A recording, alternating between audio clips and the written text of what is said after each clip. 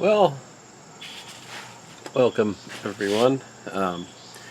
So there was nobody at the help session today, so I just went home and excuse me, had a little bit of time to think about the place I got stuck today, and I just wanted to show you it can be done, and it's relatively straightforward calculation. That may be a slight over-exaggeration. It's a calculation. That much we can say. So, let me go through it with you guys.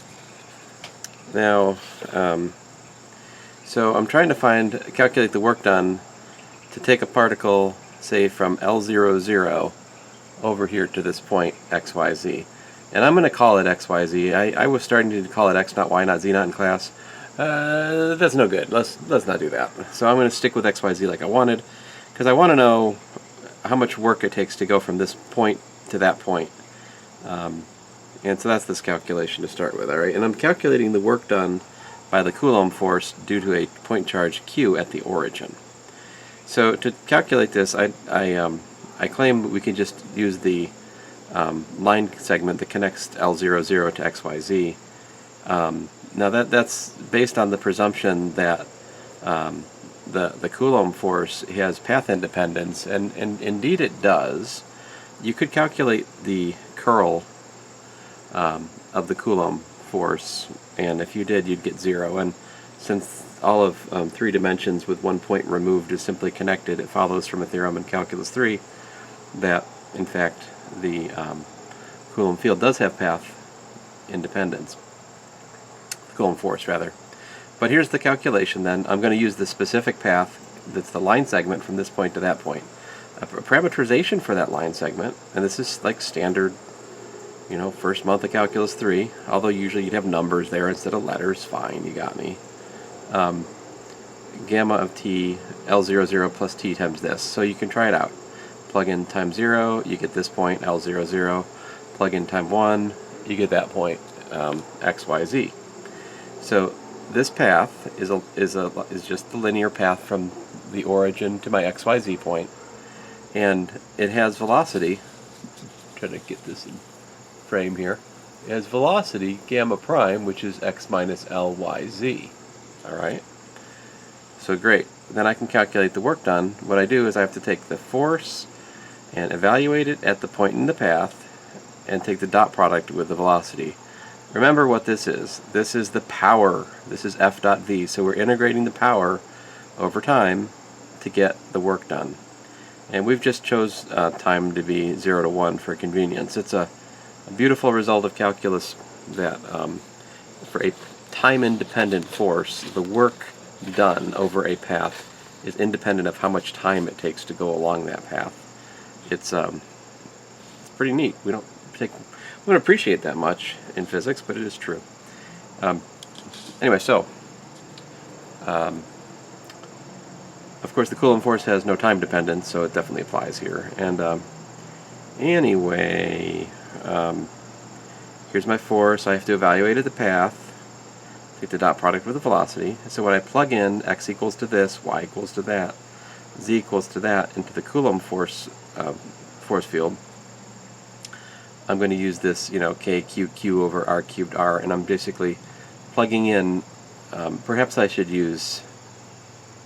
Well, anyway, I've written what I've written, and I'm plugging in this and this and this for my r vector, basically. All right. And so when I do that, it gives me this, and then there's my velocity, and then this is the square, like this plus t minus x minus l squared. I'm not sure if you guys can see it. Yeah, I think we're okay. This squared plus this squared plus this squared, and then you look at that and you go, oh, what hope is there for me to integrate this? Well, let's continue on. It's going to happen. So I take my dot products, and then I factor the KQQ out, and then I started looking at this going, I can factor a t out here, and I can factor a t downstairs and a t squared down there too. And by golly, that's a U substitution almost, right? So like, let's see here if you can see it. I mean, I'll post this, of course, I guess. So if I make this U, then U of 0 is 0, but U of 1 is all this, which when you work it out ends up being x squared plus y squared plus z squared minus L squared, which is kind of neat. And then du, well, du is what I've got upstairs, which is 2 times, well, it's twice, it's 1/2 of what I've got upstairs. The numerator is actually 1/2 du, because if you differentiate this, you get a 2L x minus L, and then a 2t times this business right here, which is half of what I've got up there, if you look at it, right? Oh, I'm sorry, you can't see what I'm pointing at. My bad. I will scooch it back down here a bit. Alright, so it's half of, so let's see here. This guy, right, is half of the derivative of this u right here. So I make a u substitution, and when I do that I have to change the bounds and so forth, and I do that like a good Calculus 2 student. Alright. Although I do admit, if I put this on a Calculus 2 test, I probably would not get a lot of buy-in from the students. Fair enough. You got me. So there's my integration. X squared plus y squared plus a z squared minus L squared equals to a Pac-Man. And 0 down here. Easy enough. And then it dawned on me, oh, you dummy, I should make a w equals to u plus L squared substitution. If I do that, I got myself a dw equals to du, and w of 0 is L squared. And w of Pac-Man, well, the L squared and the minus L squareds, they be canceling, and you just get x squared plus y squared plus z squared, which is ever so lovely. And so I have an integral over w, which is L squared to that, of dw over w to the 3/2. But rewrite that as w to the minus 3/2, because that's how we think about integration. Add 1 to the power, divide by the power, we get minus twice 1 over the square root of w. And then, lo and behold, integrate. So, the integral of this is that, which is minus kqq over the square root of that, plus kqq over L squared of L squared. Okay, great. So, yeah. For some reason, I couldn't see this in the middle of class today. What happened? Shut up, dogs. That's right. You heard me. Shut up. Shut up. Quiet. That's right. Up. Quiet. All right. They know who's boss. So then, stop. So then the voltage, as we just talked about in class, should be minus the integral of the electric field, which, by the way, would be minus the, sorry, you can't see what I'm doing. So the voltage would be minus the integral of the electric field, which would be minus 1 over the test charge times the integral of the Coulomb force, right? And so if you put together what I did with what I want to calculate the voltage, right? So minus the integral of the electric field. This was actually, I think, what I was doing in class. I can't remember what I did in class. I'm sorry, guys. But this is what I was trying to do in class. So the voltage is minus the integral of the electric field from my origin point L00 to my field point XYZ. And in view of the calculation above, we just divide by Q and multiply by minus. And what do we get? We get this right here. Alright, this right here, which is nothing more than KQ over R minus this. So this is exactly what we derived in class, KQ over R, but this is engineered. Hey, you're engineers, you like engineering. This is engineering. It's engineered. This constant right here makes the voltage be 0 when R is at the point in question, right? When we're at VL00, we get KQ over R squared of L squared minus KQ over R squared of L squared, which is 0.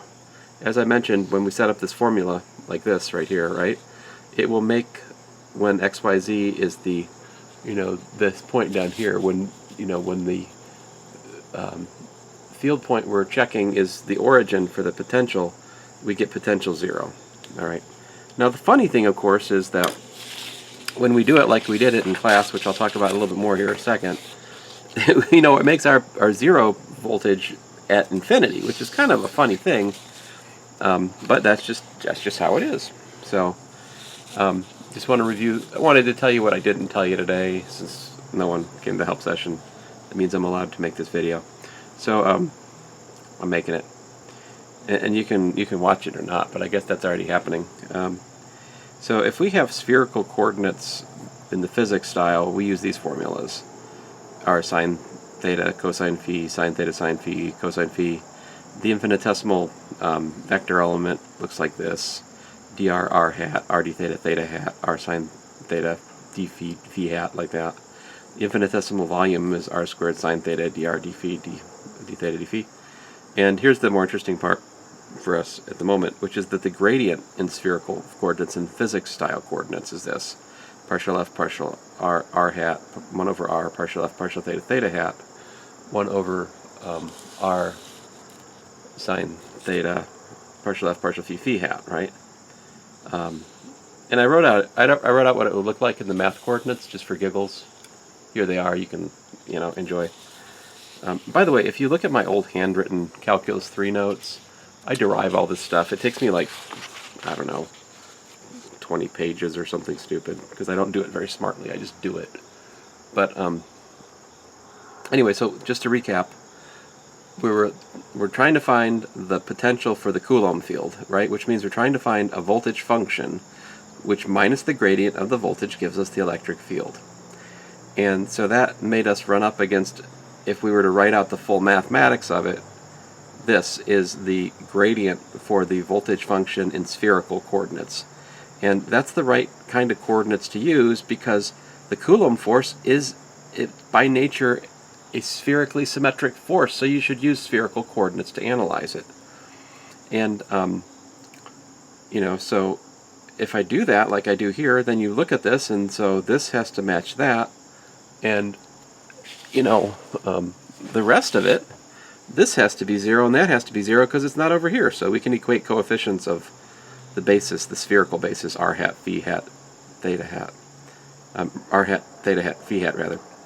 And so from this I can derive that the theta and the phi dependence of the voltage is 0. There is no dependence, it's constant in those directions. Thus the voltage is just a function of r, and then we go back to what we did in class, was just to integrate this and that, and when we integrate we get kq over r. Of course this is actually way easier to think through, right? And the reason this is so much better than what I did at the start of this video is because I'm using spherical coordinates, right? In contrast, if I actually take a Cartesian approach, like over here, right, this Cartesian approach is quite horrible, as I believe I have proved by calculation. So, but there it is. You can finish it and derive the thing we got the other way. It's just no one in their right mind would do it. Anyway, that's it for today. Enjoy your weekend. Hopefully next Friday we'll actually solve some physics problems that are, like, possible on the next test and stuff like that. So have a great weekend, guys. Thanks.